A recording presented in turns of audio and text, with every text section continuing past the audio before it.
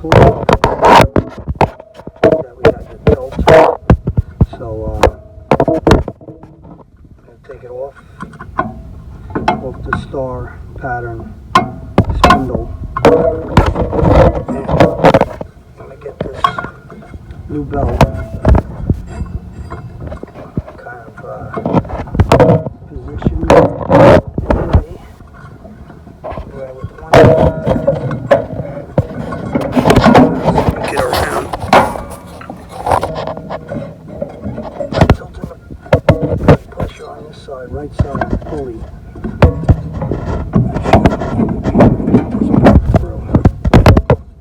I'm going to have to use two hands. I think I'll do two hands and arms. This is a difficult position with one arm or one hand, but I did get it around and secure everything by tilting. That pulley's got to tilt down, and then it's actually fairly easy to get it to sneak around the pulley. Now you just cannot forget, the star pattern here. You got to line that up and make sure it sits flush. So, there's right there, the star pattern, along with two notches. If you can see, it has to fit right down there, and now it's flush. That pulley's sitting flush on the spindle, and now I'm going to get the nut and tighten her up. Actually, I'm going to go this way. My screwdriver and locked into place. As you can see, actually that's not going to work. I'm going to try and get the screwdriver on the other side.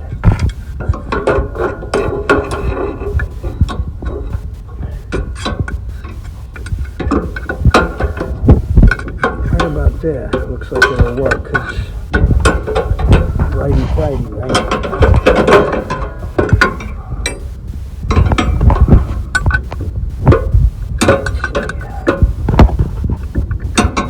Let's see if that screwdriver, yep. That's going to hold it enough.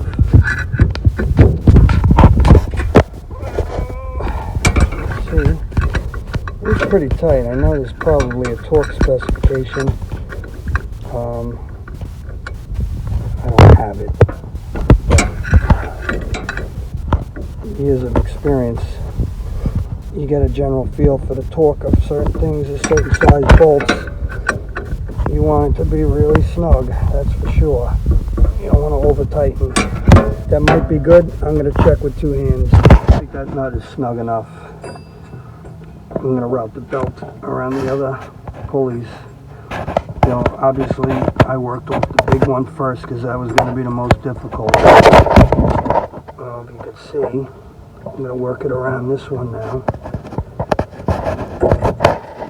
And we're in. Now this is the tensioner. The spring is disconnected, but it is a brand new belt. So we'll have to see if this is going to cooperate. It doesn't look like it.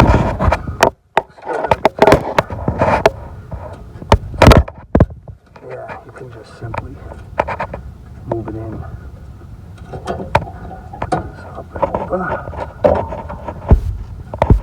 And then wrap it around.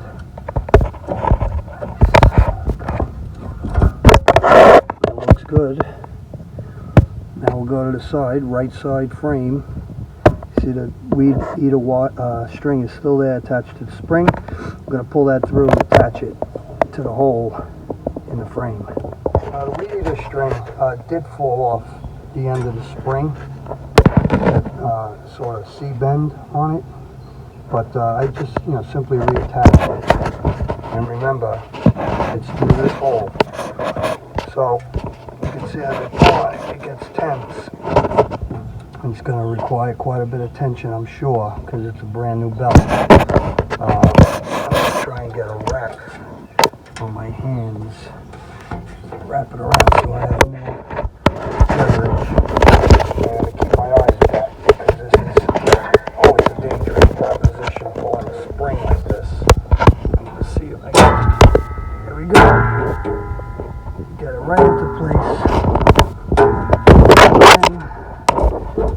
should be able to snake out that Weedeater string. Works good. Really double check all your work. Run it through your head again. Every step along the way. And visualize what you did and the state that it's currently in. Anything you loosened or touched. Look at every piece and confirm in your mind that, okay, I did that. Okay, I did that. Everything to me looks good to go. You still got to put back the battery bracket, the holders. Over here. I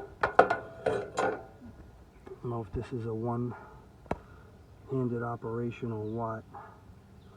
And I do see there's a little difference in them.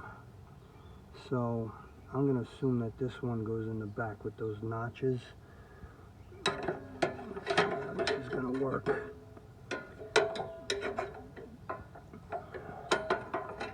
There's going to be some tension,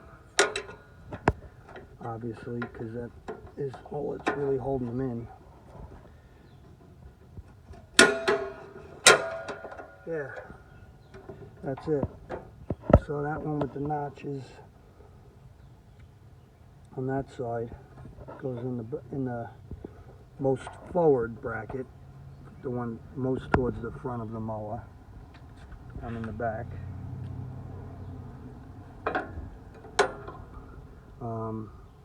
You know, spin it or whatever, and we'll put the rear bracket back in the hole in the rear of the battery bay. Put it on one side first.